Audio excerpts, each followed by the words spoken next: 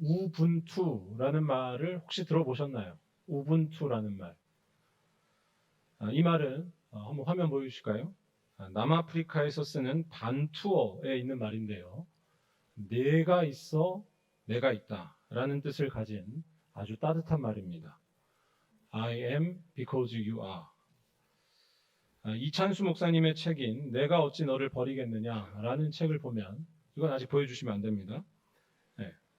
이 우분투와 관련된 한 이야기가 나옵니다.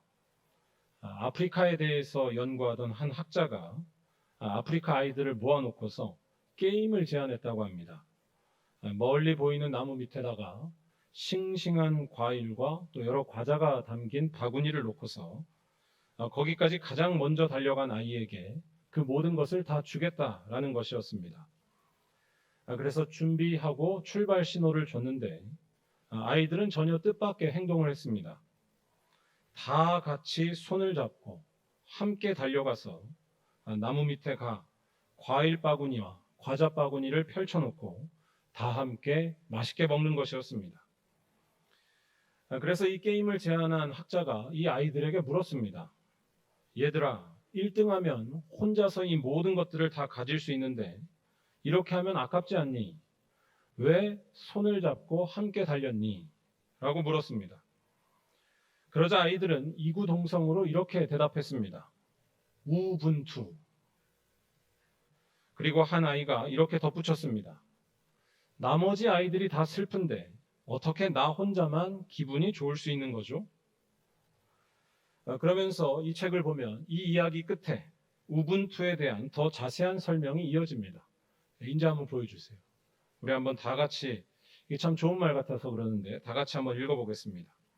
내가 너를 위하면 너는 나 때문에 행복해지고 그런 너 때문에 나는 2배로 행복해질 수 있다. 이 우분투 이야기는 우리 자신의 모습을 돌아보게 합니다. 우리들은 본래 관계 속에서 살아가고 관계 속에서 존재한다는 것입니다. 예를 들어서 저의 행복은 저 혼자에게서만 나오지 않습니다. 제 아내의 기쁨이 저의 기쁨입니다. 아무도 안 믿으신 것 같은데 제 아내의 기쁨이 저의 기쁨이고 또한 여러분들의 기쁨이 저의 기쁨입니다. 우리들은 관계 속에서 살아가고 있으며 관계 속에서 자기 자신을 발견합니다. 이런 이야기를 드리는 이유는 1년에 딱 한 번 있는 오늘 삼위일체 주일의 주제인 삼위일체를 설명드리기 위해서입니다. 삼위일체 하나님은 관계 속에 계시는 분입니다. 삼위일체에 대해 말하지 않고는 기독교를 말할 수가 없습니다. 기독교가 다른 종교와 구별되는 핵심 이유는 삼위일체에 있습니다. 정확히 말해서 우리는 유대교와도 다르고요, 이슬람과도 다른데 그 이유는 삼위일체에 있습니다. 유대교나 이슬람이나 다 아브라함에게서부터 나온 종교이고 다 유일신에 대해서 말합니다. 거기랑 우리가 다른 이유를 모른다면 신앙생활은 대단히 우스워질 수 있습니다. 뭐라고 할까요? 남의 집에 옷을 입어놓고는 자기 옷을 입었다고 착각하며 좋아하는 것과 비슷합니다. 삼위일체 신앙이 기독교를 기독교 되게 하는 핵심입니다. 그런데 삼위일체 신앙 고백은 잘 모르고 넘어가거나 또 무시할 때가 참 많습니다. 설교도 잘 안 합니다. 그 이유는 크게 2가지입니다. 하나는 삼위일체가 어렵게 느껴지기 때문이고 또한 신앙생활하는데 삼위일체가 별로 필요 없다라고 느끼기 때문입니다. 일단 삼위일체는 어려울 수밖에 없습니다. 셋이 하나요. 하나가 셋이라는 이 고백은 우리 인간의 이성과 지식을 넘어서는 고백이기 때문입니다. 그래서 초대교회 때로부터 이 삼위일체를 편하게 이해하려는 시도들이 늘 있어 왔습니다. 그런데 이는 오히려 더 위험한 결과를 초래하곤 했습니다. 하나님을 3명의 신으로 보는 삼신론에 빠지거나 한 하나님이 3개의 모양으로 나타났다는 양태론, 모양만 다를 뿐이다 라는 이단적인 주장으로 빠지는 것이었습니다. 여러분, 쉽고 편하다고 해서 진리를 보장하지 않습니다. 일단 삼위일체를 이해하는 데 있어서 중요한 것은 숫자 자체에 집착하는 것이 아닙니다. 이 고백 앞에서 우선 필요한 것은 겸손한 마음입니다. 지금 이해가 안 되고 모른다고 해서 마치 틀린 것으로 혹은 이 세상에 없는 것으로 여기는 것은 아주 어리석은 모습입니다. 인생을 조금만 돌아보시면 이런 사실을 잘 아실 것입니다.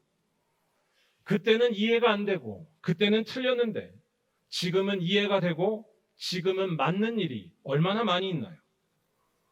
자기 지식만을 절대적으로 여기는 것은 현실적이지도 않고 실용적이지도 않습니다. 진리이신 하나님 앞에 우리가 우선 가져야 할 것은 겸손입니다. 그런데 겸손과 함께 중요한 것이 있습니다. 바로 삼위일체 고백은 관계 속에서 나왔다는 것입니다. 성부, 성자, 성령 하나님은 우분투라는 말처럼 서로를 사랑으로 품어주는 관계 속에서 존재하십니다. 성부, 성자 사이에 사귐이 있으며 성자, 성령 사이에 깊은 관계가 있으며 성령과 성부 역시 분리될 수 없는 사랑의 관계 속에 있습니다.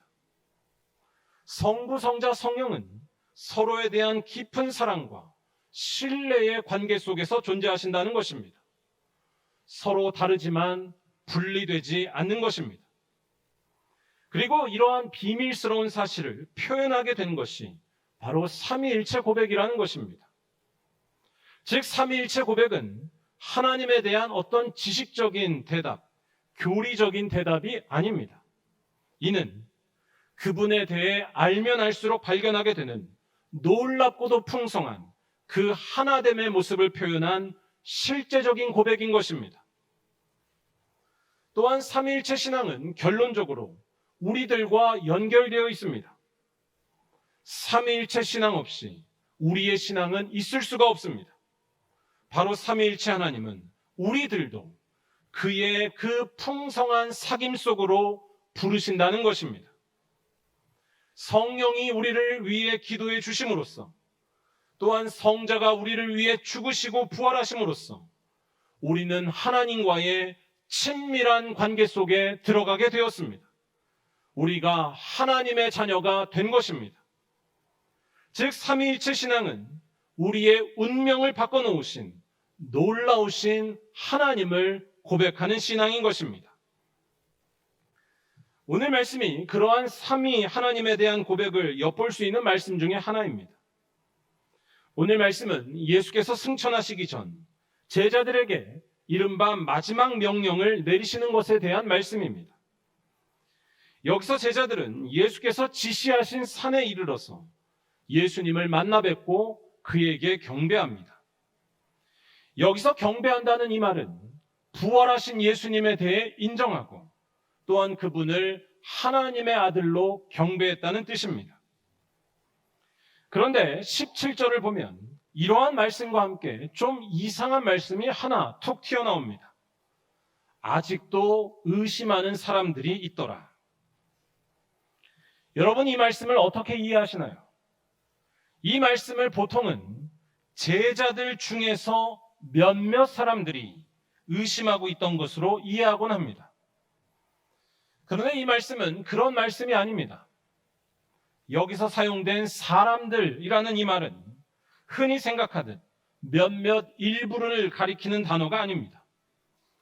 여기서 사용된 단어는 마태복음 4장 20절과 22절에 나오는 그들이라는 말과 똑같습니다. 그물을 버려두고서 예수를 따랐던 제자들 모두를 가리키는 말이었습니다. 다시 말해 오늘 말씀에서 마태는 일부 제자를 말하기 위해 이 말을 했던 것이 아닙니다.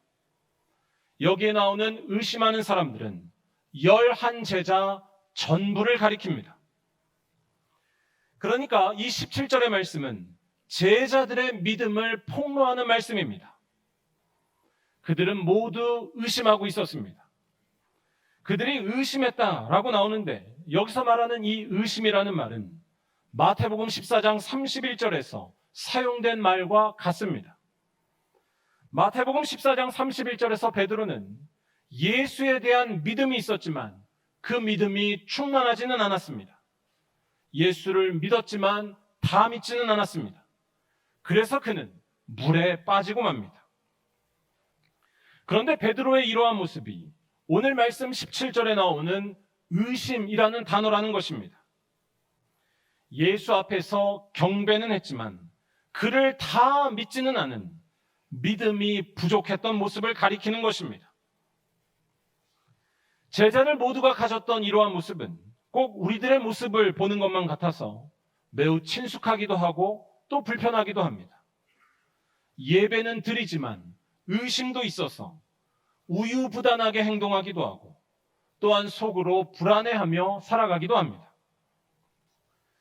어느 목사님께서 하신 이야기 중에 이런 이야기가 있습니다. 우스운 이야기인데요. 어떤 목사님께서 교회를 개척하시고 열심히 목회해서 교회가 크게 부흥했다고 합니다. 그런데 그만 과로로 병에 걸리고 말았습니다. 다른 사람에게 콩팥을 이식받아야 하는 병이었고, 그래서 그는 설교 시간에 자신의 그런 상황을 설명했습니다. 평소에 행함이 없는 믿음은 죽은 믿음이다 라고 설교했기 때문에 자신의 그런 상황을 알려주면 행하는 믿음을 가진 사람이 나와 콩팥을 이식해 줄 것이라 라고 기대했던 것이었습니다. 그런데 콩팥 떼어줄 사람 손드세요 라고 말하니까 여러분 어땠을까요? 아무도 들지 않았다고 합니다. 그러다가 잠시 침묵이 흐른 뒤에 맨 앞에 앉은 장로님부터 손을 들기 시작해서 나중에는 교인들이 다 들었다고 합니다. 그래서 목사님은 아주 좋아하셨는데 한 사람의 콩팥만 필요했기 때문에 목사님은 다시 이렇게 제안했습니다. 자신이 머리카락 하나를 뽑아서 공중에 후하고 날릴 테니 모두가 함께 통성 기도하는 동안에 그 머리카락이 떨어지는 사람이 콩팥을 기증합시다 라는 것이었습니다. 그래서 모두가 눈을 감고 열심히 기도했다고 합니다. 그런데 시간이 아무리 지나도 머리카락 받은 사람이 나오지 않았다고 합니다. 너무도 이상해서 목사님이 눈을 뜨고 자세히 봤는데 모두가 이렇게 기도하고 있었다고 합니다. 머리카락이 가까이 오면 주여 후, 아멘 후 하고 후 불면서 기도했다는 것입니다. 우리 교회에는 아무도 이런 분이 안 계실 줄로 믿습니다. 아멘을 아무도 안 하시네요. 믿음에 대해 설명하기 위해 나온 우스개 이야기이지만 여기에 나온 교인들의 모습은 오늘 말씀에 나오는 제자들과 비슷해 보입니다. 믿는다고 하지만 사실은 행하기는커녕 의심하며 거부하고 있던 것입니다. 여러분 같으면 이런 제자들을 향해 어떻게 하시겠습니까? 이런 제자들을 다시 보고는 싶으시겠습니까? 오늘 말씀은 여기서부터가 중요한데요. 이러한 제자들을 향해 예수께서는 놀라운 이야기를 하십니다. 그들에게 사명을 맡겨주시는 것이었습니다. 모든 민족을 제자로 삼아 아버지와 아들과 성령의 이름으로 세례를 베풀고 예수께서 분부하신 모든 것을 가르쳐 지키게 하는 위대한 사명을 그 믿음 없는 자들에게 맡겨주시는 것이었습니다. 믿음이 부족한 이들을 배척하지 않으시고 오히려 부르셔서 복음을 전하는 자로, 아니 예수의 일을 대신하는 자로 삼아주신다는 것이 이 말씀의 핵심입니다. 우리가 자격이 없음에도 하나님의 사람으로 살 수 있는 것은 우리에게 사랑의 관계를 놓지 않으시는 예수님 때문인 것입니다. 정확히 말하자면 삼위일체 하나님께서는 서로를 깊이 신뢰하시고 서로를 사랑하시는데 그 사랑과 사귐은 삼위일체 안에서만 끝나지 않는다는 것입니다. 바로 완전하신 사랑으로 부족한 우리들도 하나님의 자녀로 부르신다는 것입니다. 아까 설명드렸던 우분투라는 말로 표현하자면 하나님은 우리들에게도 우분투 하시는 것입니다. 너의 일이 나의 일이다. 너의 기쁨이 나의 기쁨이다 라고 말씀하시는 것입니다. 18절에서부터 이러한 말씀이 쭉 나오는데요. 일단 이 말씀에서 예수께서는 자신이 어떤 분인지를 말씀해 주십니다. 하늘과 땅의 모든 권세를 내게 주셨으니, 이 말씀은 우선 예수님과 하나님 사이가 어떤 사이인지를 말해줍니다. 성부께서는 성자에게 모든 것을 내어주시는 완전한 사랑의 관계에 있다는 것입니다. 하나님은 주시는 분입니다. 이 말씀을 잘 묵상해 보시기를 바라는데, 하나님은 주시는 분이라는 이 말씀은 하나님은 주시는 것을 통하여 자기가 누구인지를 나타내신다는 뜻입니다. 완전하신 사랑과 모든 선한 것으로 가득한 분이 하나님이신데, 그의 그러한 모습은 바로 주시는 것으로 나타난다는 것입니다. 그리고 하나님의 그러한 모습은 예수 그리스도 안에서 충만하게 나타났다는 것이 우리 믿는 자들의 고백이요, 또한 오늘의 말씀입니다. 왜냐하면 하나님께서는 자신의 모든 권세를 완전하신 예수님께 주셨다고 말하기 때문입니다. 여기에서도 한 가지 잘 들으셔야 할 것이 있는데, 하나님의 사랑을 받으신 그 예수도 하나님과 같이 완전하시다는 것입니다. 하나님은 사랑이시고 또한 완전하십니다. 그의 사랑은 완전합니다.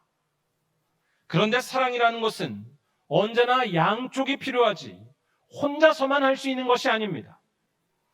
아무리 사랑을 주는 사람이 훌륭할지라도 사랑받는 사람이 없거나 또한 부족하면 완전한 그 사랑이 이루어질 수 없습니다.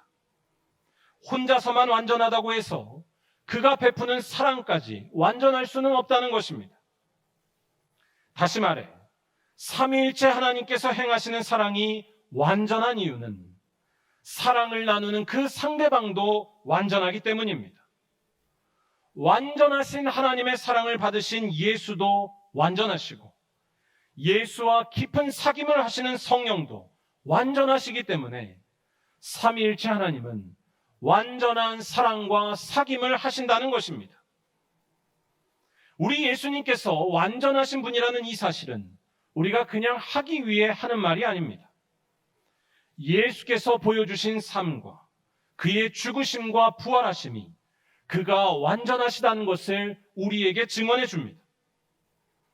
다시 말해 오늘 말씀 18절은 삼위일체라는 말은 직접 쓰지 않았지만 기독교 신앙의 근본인 삼위일체 고백을 간접적으로 엿볼 수 있는 말씀입니다. 완전하신 하나님과 완전하신 예수님은 서로에게 모든 것을 내어주시며 완전한 사랑을 하셨습니다. 완전한 사랑을 나누시는 하나님과 예수님은 서로 떨어질 수 없으며 언제나 서로에 대한 사랑으로 가득하신 분입니다. 이 말을 좀 더 현실적으로 바꿔서 말하자면 우리의 하나님은 자기만을 위해 존재하는 이기적인 신이 아니라는 것입니다. 기독교의 하나님은 본질적으로 남을 위하여 자기를 다 내어주는 거룩하신 분입니다. 그리고 그 사실이 바로 삼위일체 신앙에 근본적으로 담겨 있다는 것입니다. 그런데 이러한 삼위일체 하나님의 모습은 단지 삼위일체 하나님 안에서만 그치지 않고 또한 추상적인 이야기로 끝나지 않는다는 것이 중요합니다. 오늘 말씀이 말하려는 것이 바로 그것입니다. 바로 삼위일체 하나님의 이러한 완전한 사랑과 사귐은 우리를 향해서도 나왔다는 것입니다. 여러분, 좋아하는 사람만 사랑하는 것은 완전한 사랑이 아닙니다. 전혀 보고 싶지 않은 이들도 사랑하고 품는 것이 진정한 사랑입니다. 아니, 전혀 보고 싶지 않는 그 사람과 같아지기까지 하는 것이 바로 사랑이라 할 수 있습니다. 그런데 그 사랑이 삼위일체 하나님에게서 나타났다는 것입니다. 19절과 20절에 예수께서는 의심하는 제자들을 버리지 않으시고 오히려 그들에게 자신의 일을 대신하는 제자로 삼으십니다. 또한 그들이 그 모든 것을 행할 때 항상 함께 하신다고 약속까지 하십니다. 그래서 이 19절과 20절의 말씀은 다시 읽어보시면 아시겠지만 엄청난 말씀입니다.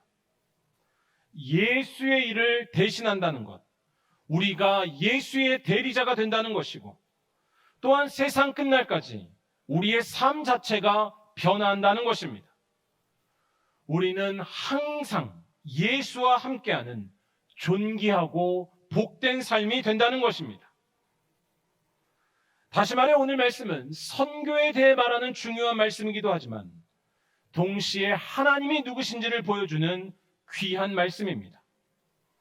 자기만을 위해 존재하지 않으시는 삼위일체 하나님의 그 사랑이 우리들에게도 흘러넘쳤다는 것입니다.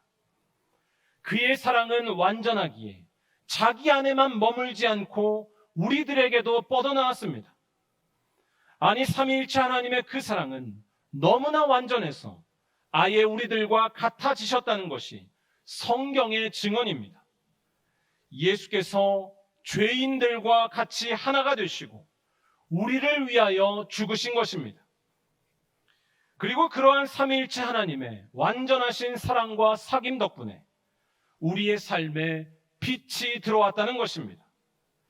죄인이었지만 이제는 하나님 안에 거하는 자가 되었습니다. 불의한 자였지만 이제는 하나님을 보여주는 의로운 자가 되었습니다. 삼위일체 하나님의 완전하신 사랑과 사귐 덕분에 세상이 정해놓은 질서가 깨져버렸고 우리들의 운명이 바뀌었다는 것입니다. 하나님과 멀었던 자들이 하나님과 친밀해진 것입니다. 내일부터 우리 교회는 20일 전교인 특별 새벽 기도회를 합니다. 저는 여러분 모두가 이 자리에 나오시기를 간절히 바라고 있습니다. 그 이유는 다른 것에 있지 않습니다. 하나님과의 친밀함이라고 하는 우리 삶의 가장 중요한 요소를 훈련하고 뿌리 내리는 시간이 바로 이 시간이 될 것이기 때문입니다. 제가 읽은 책 중에 고귀한 시간 낭비, 예배라는 다소 도발적인 제목의 책이 있습니다. 마르바 던이라고 하는 캐나다의 신학자가 쓴 책인데 이 책에는 우리가 잊지 말아야 할 예배의 본질에 대한 내용이 많이 있습니다. 그 중에 하나는 세상 사람들의 진정한 필요에 반응하는 것이 곧 예배여야 한다라는 것입니다. 당연한 이야기를 하는 것 같지만 그 내용을 보면 사실 좀 놀라는 부분이 많습니다. 그 중에 하나는 친밀감에 대한 이야기입니다. 오늘날 우리가 살아가는 현대 문화는 친밀감에 집중하는 문화라 해도 과언이 아닙니다. 이 사실을 잘 모르시겠으면 여러분들이 쓰시는 핸드폰을 보시기 바랍니다. 손가락으로 만지고 터치한다는 것은 엄청난 일입니다. 손은 우리가 무언가를 느끼는 최우선의 도구입니다. 또한 만진다는 것은 친하다는 것의 증거입니다. 친하지 않으면 만지지 않습니다. 즉 우리들은 손가락으로 핸드폰을 만지면서 무의식 중에 친밀함을 느끼기 때문에 그렇게 핸드폰을 쓰는 것입니다. 거꾸로 말하자면 불안하다는 것입니다. 그런데 진정한 친밀감을 얻으려면 이렇게 손가락으로 만지는 것, 혹은 나의 감정과 감각이 고조되는 그것만으로 되지는 않습니다. 우리들에게 진정으로 필요한 친밀감, 누군가와 확실히 연결되어 있으며 분리되지 않는다는 그 확고한 현실은 하나님의 지속적인 보살피심 안에서만 발견할 수 있다는 것입니다. 친밀감을 손가락 같은 감각적인 것에서만 찾으려 할 때에 우리들은 오히려 곤란해지기 쉽습니다. 특히 예배에서 이렇게 하는 경우가 참 많습니다. 예배를 통해서 우리들은 우리의 불안한 마음을 해소받고 바닥까지 떨어지기 쉬운 나의 모습을 일으켜 세우고 싶어 합니다. 이를 위해 크고 화려한 음악을 사용하기도 하고 감정적으로 뜨거워지는 일을 하기도 합니다. 물론 이러한 일들은 다 필요한 일이고 적절하게 해나가야 합니다. 이런 것을 무시하고 옛날 방식만을 고집하는 것은 오히려 더 큰 문제가 된다고 할 수 있습니다. 하지만 여기에서 놓치지 말아야 할 것이 있습니다. 정말로 중요한 것은 단지 우리의 감각을 일깨우는 것만이 다가 아닙니다. 예배를 우리의 입맛에 따른 문제로 봐서는 안 됩니다. 중요한 것은 부인할 수 없는 더 깊은 진리를 배우는 것입니다. 예배는 하나님의 영광에 잠기는 것입니다. 그분이 완전한 사랑을 하셔서 우리에게도 그 사랑을 뻗으셨으며, 그래서 우리들은 놀랍게도 삼위일체 하나님 사이에 거하는 영광을 누리게 되었다는 것입니다.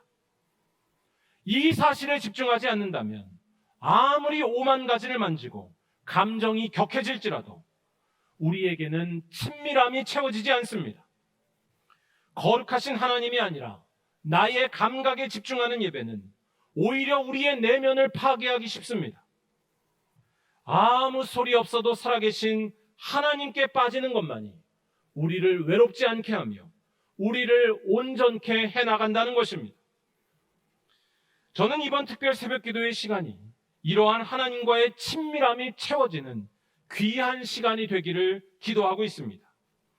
이 시간은 우리 자신에게 빠지는 시간이 아니라 하나님을 바라보는 시간이고, 믿음 없는 우리들도 부르시는 그의 완전하신 사랑에 빠지고 기대는 시간이기 때문입니다. 오늘 말씀의 표현으로 하자면 삼위일체 하나님의 놀라운 사랑과 사귐, 그의 뜻밖의 초대하심에 응답하여서 가장 복된 삶으로 전진해 나가는 것입니다. 바로 하나님과 친해지는 것입니다. 사랑하는 여러분, 하나님과 친해진 존귀한 삶으로 나아가시기 바랍니다. 기도하는 자리에 나오셔서 여러분의 영혼을 새롭게 하시고 훈련하시는 은혜와 결단이 있으시기를 바랍니다. 하나님과 친해진 자만이 어떤 상황에도 아무것도 보이지 않아도 외로움이 없을 것이며 허전함이 없을 것이며 답답함도 없는 가장 존귀한 삶으로 나아갈 줄로 믿습니다. 그는 하나님과 연합한 자이고, 그는 예수님과 하나인 자이고, 그는 성령님과 동행하는 자이기 때문입니다. 또한 이 믿음과 은혜를 가지고 우리가 받은 그 사랑을 세상의 고통 중에 있는 자들에게도 흘려 보내시기를 바랍니다. 이것이 진정으로 삼위일체 하나님이 우리 안에 살아계신 모습입니다. 그들과 함께 아파하시고 그들을 위로하심으로써 여러분 안에 삼위일체 하나님이 거하신다는 것을 온 세상에 나타내시기 바랍니다. 그것이 바로 성부, 성자, 성령의 이름으로 세례를 주고 땅끝까지 복음을 전하는 일인 줄로 믿습니다. 바라기는 이러한 믿음으로 열심히 기도하시고 또한 하나님과 친해지시는 말리언교회 모든 성도들이 다 되시기를 주님의 이름으로 간절히 축원합니다.